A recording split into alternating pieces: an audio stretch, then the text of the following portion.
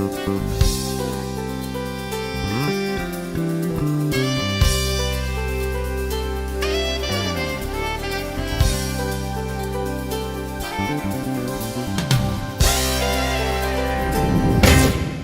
again and welcome to Piedmont Business Live. I'm your host, Ken Morris, and today we're talking to Cindy Mondello. She is the Executive Director of Restoration Place Counseling. Cindy, thanks for being with us. Thanks. Tell me a bit about Restoration Place Counseling, what you guys do.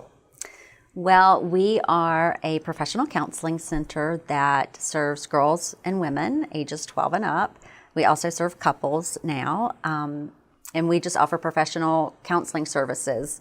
What makes us a little bit different from other private practice mental health agencies is that we are a nonprofit, and the reason for that is that we have a significantly discounted sliding scale so that people that don't have the resources, who are either underinsured or not insured at all, but just don't have the funds to get the help they need, we offer that for them.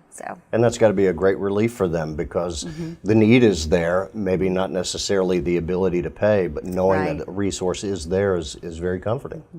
Yeah, you know, I don't want someone to have an added stress of, now how am I going to pay for this? Or I'm going in debt, paying $100 or $150 a week, you know, for my counseling, and it really just doesn't, you know. Doesn't work for them. No, it doesn't. It just creates more problems. Right. So tell me a little bit more about who you serve. Well, women who come to us are girls. Like I said, we start at age 12, so we don't serve children.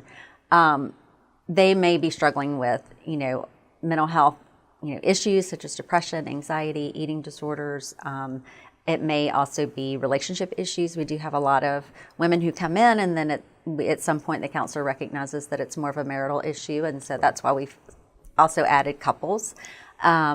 We are hoping sometime in the future, the question we get, probably the question I've gotten the most over the last 12 years is, well, where do we send men? Is there a place like Restoration Place for men? So we're actually having that conversation now with the board of directors of creating an RPC for men.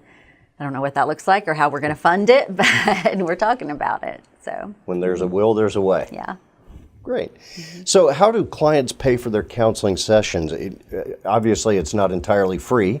Right. But at a reduced cost. So how does that work? Right. Well, so we have a sliding scale, and it starts at $25 a session, which you can hardly find that anywhere, especially in a private professional practice. Right. And it goes up to $100, which is about the standard rate for counseling. It's still a little bit low from what most counselors charge now. And it's based on annual household income. So, you know, they bring in proof of where they are in the scale, and then that's what they would pay. We also have an intern who is with us. She's a UNCG graduate student, and so she can offer it as low as $5. So that's always an option for somebody that can't pay the $25. And then we are also an in-network provider with Blue Cross Blue Shield. We started that about a year ago. So if someone has Blue Cross Blue Shield, then they can come in and just pay their copay, and then Blue Cross picks up the rest of it. So. Excellent. So since you're a Christian counseling agency, do clients have to be a Christian to receive your services? Absolutely not. So really the ministry or agency was born out of my own story, which was recovery from alcohol and eating disorder. And one of the ways that I got better was through meeting with a Christian counselor for several years.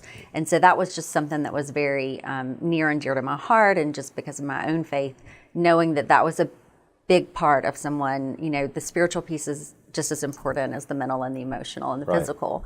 And so when I started this 12 years ago, I wanted to be in a place where if a client came in and wanted to be able to incorporate their Christian faith, we weren't limited by some greater, you know, entity saying, no, you can't talk about Jesus.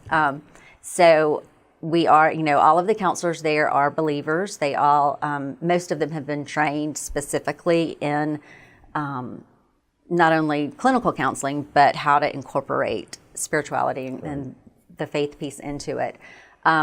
However, we will definitely meet a client wherever she's at. You know, all of our professional disclosure statements explain that and say, this is who we are and this is what we believe, but we're here to meet you where you're at, and you don't we don't ever have to talk about faith. We can, to the extent that you're comfortable, but you don't have to, adhere to any religious faith or denomination or anything like that. So.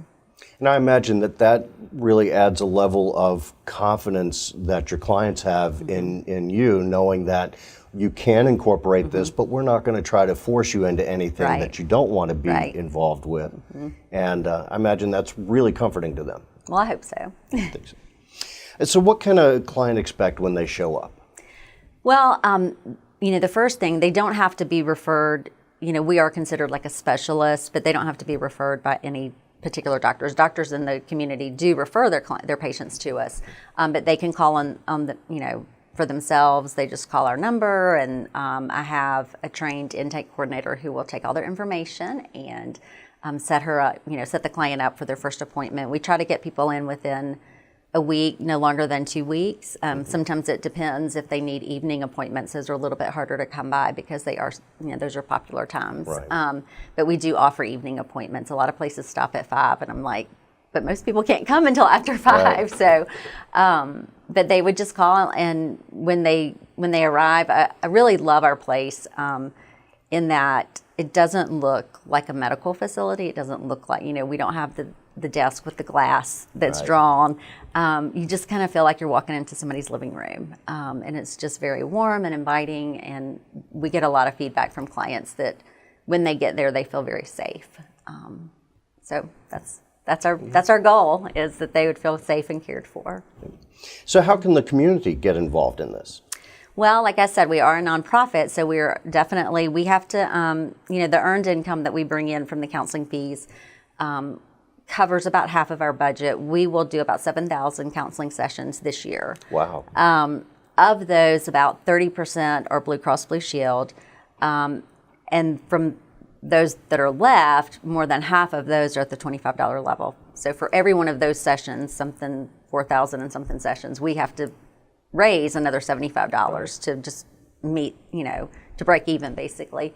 So we definitely rely on the community as far as just giving financially. We have a club called the Mountain Movers Club.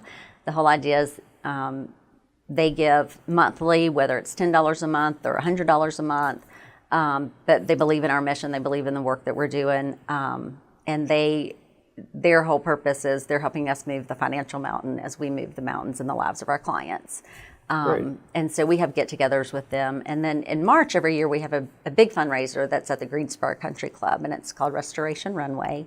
It's a fashion show and silent auction, and it's a lot of work, but it's so we're always looking for people to attend that, buy tickets, sponsor it, etc. So those are the main ways that people can get involved. Unfortunately, we're not an agency where people can come in and be like the hands and feet, where you're like packing backpacks or delivering meals, because of the confidentiality and the ethical piece of professional counseling.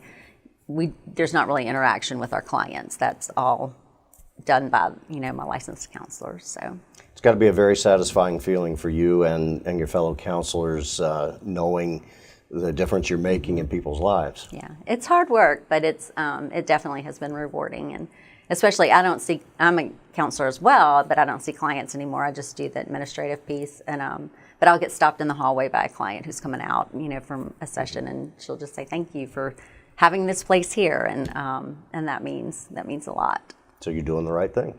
I think so. Terrific. Cindy, thanks so much for sharing your story with us.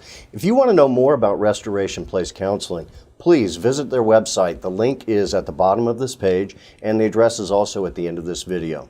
Thank you for tuning in to Piedmont Business Live. We'll see you again next time.